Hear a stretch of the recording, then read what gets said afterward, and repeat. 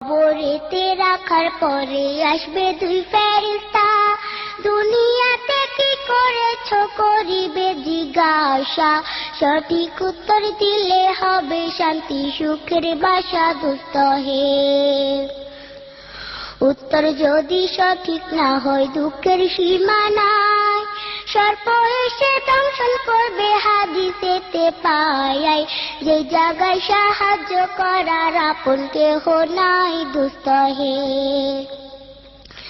এখনো তো সময় আছে, হও না হুঁশিয়ার, দমে দমে জপরে মন নামটি আল্লাহ, এই নামের উসিলায় সেদিন হইয়া যায় ব্যাপার। দোস্ত হে,